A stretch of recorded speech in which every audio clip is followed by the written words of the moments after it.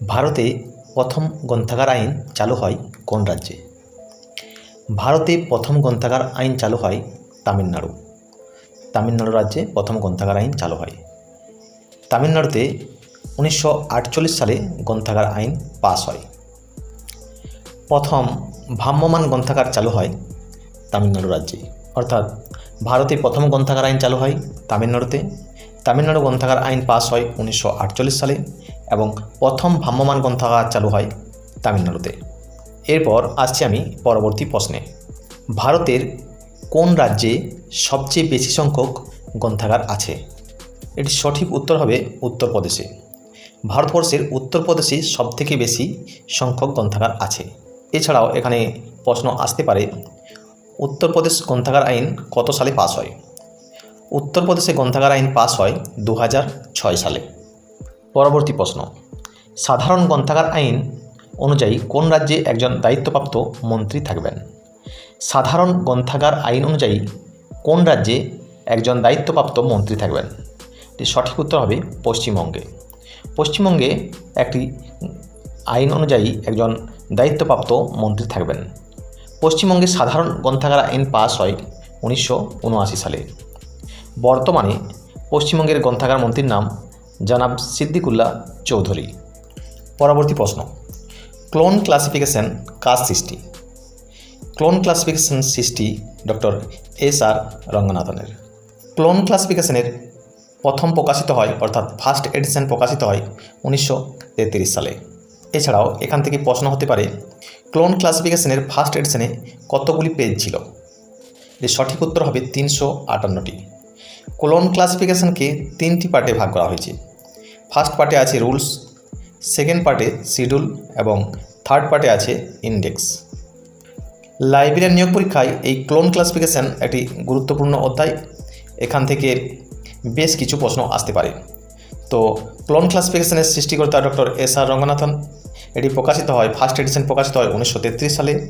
First এডিশনের প্রথম page ছিল 358টি। এটিকে 3টি পার্টে ভাগ হয়। ফার্স্ট পার্টে রুলস, সেকেন্ড পার্টে শিডিউল এবং থার্ড পার্টে ইন্ডেক্স। এরপর আসছি আমি পরবর্তী প্রশ্নে। পঞ্চবিধেয়ক। পঞ্চবিধেয়কের আবিষ্কর্তা কে? পঞ্চবিধেয়কের আবিষ্কর্তা হলেন প্রখ্যাত গ্রিক দার্শনিক ও যুক্তিবিদ অ্যারিস্টটল। এই পঞ্চবিধেয়ককে যথাক্রমে 5টি ভাগে ভাগ করা হয়েছে: জাতি, উপজাতি, বিভেদ লক্ষণ, উপলক্ষণ এবং অবান্তর লক্ষণ। এখান থেকে প্রশ্ন আসতে পারে, পঞ্চবিধেয়কের আবিষ্কর্তাকে? সঠিক উত্তর হবে প্রখ্যাত গ্রিক দার্শনিক ও যুক্তিবিদ অ্যারিস্টটল। পঞ্চবিধেয়ককে কয়টি ভাগে ভাগ করা হয়েছে ও কী কী? এরপর আসছি আমি পরবর্তী প্রশ্নে।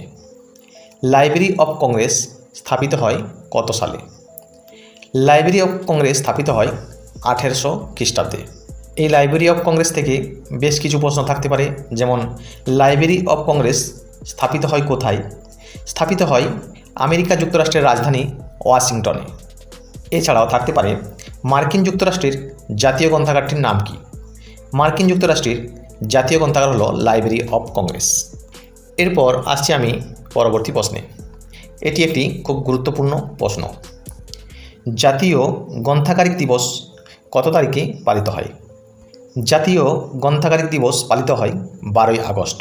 এই 12ই আগস্ট জাতীয় গ্রন্থাগারিক দিবস হিসেবে পালন করার মূল উদ্দেশ্য ছিল যুব সম্প্রদায়কে গ্রন্থাগারমুখী করে তোলার উদ্দেশ্যে ভারতের গ্রন্থাগার বিজ্ঞানের প্রাণপুরুষ ডক্টর এস.আর. রঙ্গনাথনের জন্মদিনকে জাতীয় গ্রন্থাগারিক দিবস হিসেবে পালন করা হয়।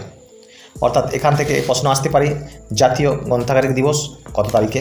সঠিক উত্তর হবে 12ই আগস্ট। অর্থাৎ ডক্টর এস.আর. রঙ্গনাথনের জন্মদিনে এই গ্রন্থাগারিক দিবসটি পালন করা হয়। এছাড়াও গ্রন্থাগার দিবস পালন করা হয় 20শে ডিসেম্বর, অর্থাৎ 20 ডিসেম্বর গ্রন্থাগার দিবস পালন করা হয়। এছাড়াও লাইব্রেরি ডে পালন করা হয় 14ই নভেম্বর। এছাড়াও আছে লাইব্রেরি সপ্তাহ পালন করা হয় 14ই নভেম্বর থেকে 20শে নভেম্বর। এই প্রশ্নগুলি খুবই গুরুত্বপূর্ণ পরীক্ষার ক্ষেত্রে, কারণ এই প্রশ্নগুলির মধ্য থেকেই অনেকটাই কনফিউজ হয়ে যাওয়ার সম্ভাবনা বেশি থাকে। তাই এই প্রশ্নগুলি আপনারা বারবার ধরে প্র্যাকটিস করুন, আপনাদের ঠিক মনে থাকবে। এরপর আসছি আমি পরবর্তী প্রশ্নে। পাবলিক লাইব্রেরি অ্যাক্ট নিয়ে যে সংস্থা কাজ করে তার নাম কি? পাবলিক লাইব্রেরি অ্যাক্ট নিয়ে যে সংস্থা কাজ করে তার নাম কি? এটি সঠিক উত্তর হবে রাজা রামমোহন রায় লাইব্রেরি ফাউন্ডেশন। রাজা রামমোহন রায় লাইব্রেরি ফাউন্ডেশন। রাজা রামমোহন রায় লাইব্রেরি ফাউন্ডেশন কত সালে প্রতিষ্ঠিত হয়েছিল? রাজা রামমোহন রায় লাইব্রেরি ফাউন্ডেশন প্রতিষ্ঠিত হয় 1972 সালে। এর সদর দপ্তর কলকাতায়। রাজা রামমোহন রায় লাইব্রেরি ফাউন্ডেশন প্রতিষ্ঠিত হয় West Bengal society registration act দ্বারা। অর্থাৎ এখান থেকে বেশ কিছু প্রশ্ন আসতে পারে। রাজা রামমোহন রায় লাইব্রেরি ফাউন্ডেশন অর্থাৎ RRLF এর ফুল ফর্ম কি? রাজা রামমোহন রায় লাইব্রেরি ফাউন্ডেশন। এটি কত সালে প্রতিষ্ঠিত হয়েছিল? এটি 1972 সালে প্রতিষ্ঠিত হয়েছিল। রাজা রামমোহন রায় লাইব্রেরি ফাউন্ডেশনের সদর দপ্তর কোথায়? রাজা রামমোহন রায় লাইব্রেরি ফাউন্ডেশনের সদর দপ্তর কলকাতায়। রাজা রামমোহন রায় লাইব্রেরি ফাউন্ডেশন কোন অ্যাক্ট দ্বারা প্রতিষ্ঠিত হয়? West Bengal society registration act দ্বারা প্রতিষ্ঠিত হয়। পরবর্তী প্রশ্ন, আইএলএ সম্পূর্ণ নাম কি? আইএলএ সম্পূর্ণ নাম ইন্ডিয়ান লাইব্রেরি অ্যাসোসিয়েশন। আইএলএ কোথায় অবস্থিত অর্থাৎ এর হেডকোয়ার্টার কোথায়? আইএলএর হেডকোয়ার্টার নিউ দিল্লিতে। পরবর্তী প্রশ্ন, ভারতে কপিরাইট অ্যাক্ট কত সালে পাস হয়? ভারতে কপিরাইট অ্যাক্ট পাস হয় 1957 সালে। 1957 সালে এই আইনটি পাস হলেও এই আইনটি কার্যকারী হয় 1958 সালের 21শে জানুয়ারি থেকে। অর্থাৎ এখানে প্রশ্ন আসতে পারে ভারতে কপিরাইট অ্যাক্ট কার্যকারী হয় কত সাল থেকে? তখন সঠিক উত্তর হবে 1958 সালের 21শে জানুয়ারি থেকে কপিরাইট অ্যাক্টটি